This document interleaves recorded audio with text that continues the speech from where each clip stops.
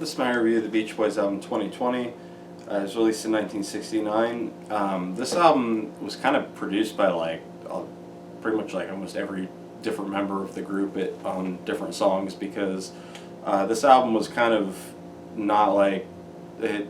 It wasn't like recorded as like a cohesive album. It was like kind of pieced together out of like some of its Smile outtakes and then just like other stuff that they had, which to me I think it's surprisingly a good album.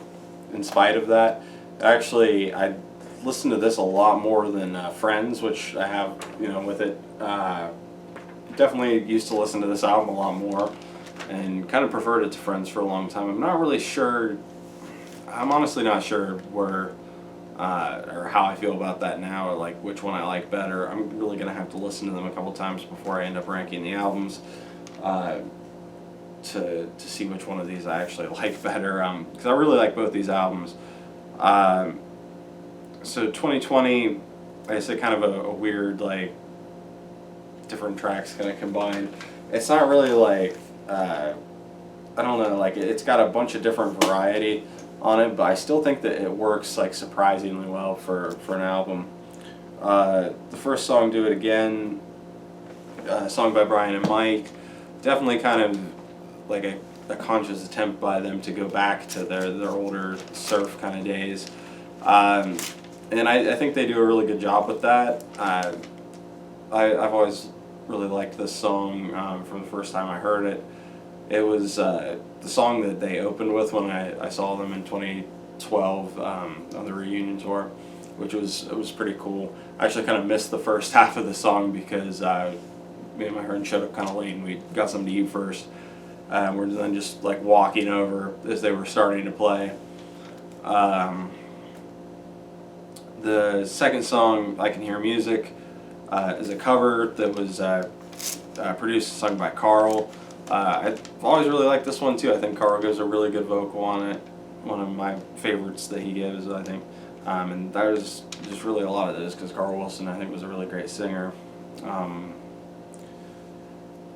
But yeah, I think it's a really good song too, and his production on it, I think it shows that like he's learned a lot from Brian. I feel like I feel like Dennis and Carl and even I would say probably like Al and Bruce all seem to kind of learn a lot from Brian. And when they like produce their individual songs, I think that they all sound really good. The third song, "Bluebirds Over the Mountain," a cover that, from what I understand, I think Bruce brought to the group. Mike sings lead on it. I've heard some people kind of have problems with the song. I like it.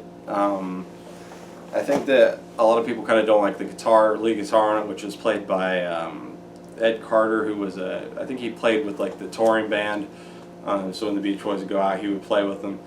And he plays on this song and gives kind of, I don't know, it is kind of like this loud, like kind of screechy guitar part. I can see where some people will like where it doesn't really like fit in the song, is what some people say, I think.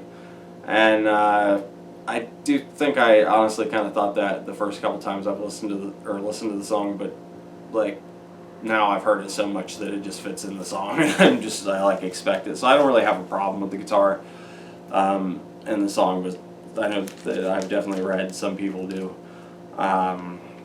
It seems to be like one of the big complaints I remember hearing about this album is the guitar in this song. The fourth song, "Be With Me," Dennis song. This one it took me a while to get into, which is actually the case with a lot of Dennis's songs. Like, as much as I am a big fan of Dennis, his songs were never ones that I was into at first. They kind of usually took a while for me to get into. This one, it kind of reminds me a little bit of "Be Still" off of Friends, but I think it's a pretty big improvement over that. And I think he gives a really good vocal on this. His kind of early voice before his voice got like really crusty, like it does in some of the later albums, which I like his voice at that point too. But I think he had a really cool voice when he was younger, and it was like a little less crusty.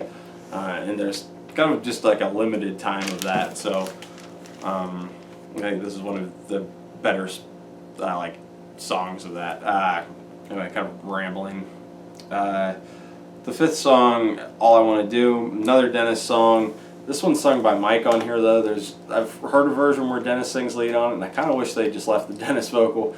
I don't know, maybe Mike like wasn't getting enough vocals or something. But it's kind of the most rocking like song on the album really, which like the Beach Boys don't really kind of like rock out that much, and usually it's when they do it's kind of bad. But I don't know. I like this one. It's ends with some sex noises, which you probably won't even like notice if you don't already know that it's on there. I didn't notice until I read about it, and like you have to really like turn it up, and it's like, yeah, that's on there, but very briefly. Not like Guns N' Roses did later. The sixth song, The Nearest Faraway Place, Bruce Johnston instrumental, and I actually like this one a lot. I think it's just kind of a cool, just pretty relaxing piece of music, and I always enjoy it when it comes on. The seventh song, Cotton Fields, is a cover brought to the group by Al, kind of like he brought Sloop John B. Al sings it. This one is another one that a lot of people I know don't like, from what I've heard and read and stuff. I actually like it. I've always kind of thought or liked it. I like Al's vocal on it.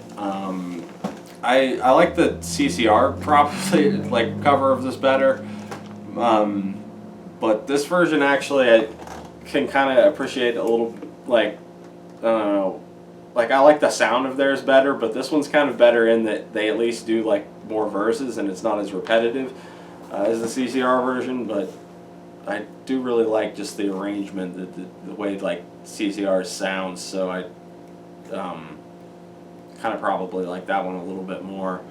But I think Al does a good job singing, and I think it's pretty good version. I guess I've never heard the original version of what they're covering though, so I don't know if it's actually a good version or not. The eighth song, I Went to Sleep, is a song by Brian and Carl, and it's a cool song about going to sleep, like it says. Really just kind of relaxing, chill song, and it would have fit perfect on Friends, and probably it's like an outtake from Prince, because I think some of these songs are outtakes. I don't know if it is or not, but it sounds exactly like it would have fit right, like perfect on that album. But a really cool song, I think. The ninth song, Time to Get Alone, a song by Brian, and this one, like, I couldn't think of a lot to say about it, but I just think it's a really cool song, one of my favorites on the album, really. The 10th song, Never Learn Not to Love, it's probably like the most notorious song, I guess, on the album. It's the Charles Manson song, so I guess, like, from what I understand, Dennis like encountered some of the girls that were in the Manson family, and this was before like Charles Manson was famous as, you know, like cult leader and killer. This is when he was just some weirdo, you know, with like his family or whatever. It was like Dennis picked up these girls and like took them to his house, and then he like went, you know, to do something or whatever, like came back and like was like, surprise, Charles Manson, and just like him and his whole family like moved into Dennis's house. So yeah, a lot of people I think have a problem with this song because of that, because it is pretty much essentially a Charles Manson song. Dennis changed like a couple words, and the arrangement of it, you know, is all Beach Boysed out and stuff. Because there's the Charles Manson version is out there of him like playing guitar and singing it. I've heard it. I'm not reviewing that. I'm reviewing Never Learn Not to Love, the Beach Boys, I guess, cover of a Charles Manson song. And honestly, the whole Charles Manson thing aside, I don't hate the song. I think it was called "Cease to Exist" in his version. I think if I haven't mentioned that already. But I don't know. It's yeah, I could definitely understand people not liking it and being weirded out by it. Um, I mean, I don't think it's like a like amazing song, but I think it's a decent song. And like I said, I'm a big fan of Dennis's vocal style from around this time, and I think he gives a really good vocal on it. Anyway, the 11th song, Our Prayer. Uh, this song is like an a cappella piece that was meant for Smile, or from the Smile sessions at least. On the CD version of the Smile sessions, it leads off the album. And it's just this really cool, just great sounding little bit of vocals from the band. And then the 12th final song on the album, Cabin Essence, song by Brian and Van Dyke Parks from Smile, or that was intended for Smile. And it's probably, I'd say probably my favorite song on the album. But just a really, really cool, crazy song. It's got all this like stuff going on. There's a banjo, which I think is really cool. It's actually the song that one of the songs I guess that Mike Love had a problem, like a really big problem with when they were working on it. He didn't like the lyric over and over the crow cries uncover the cornfield, which I don't know. I don't know what the problem is really with that, but Mike Love. So Cabin Essence I think is a really strong closing track. So Beach Boys 2020. Honestly, it's another 5 out of 5 for me. I think it's a really strong album. Doesn't really have a weak track on it. Definitely enjoy it. I'm like watching a race on TV here, so that's why I keep looking over randomly. Just an album that I really enjoy, and the twofer version was really cool with friends because it also had some cool bonus tracks that I just want to briefly mention. One of them was Breakaway, which I believe was a single that did not do very well.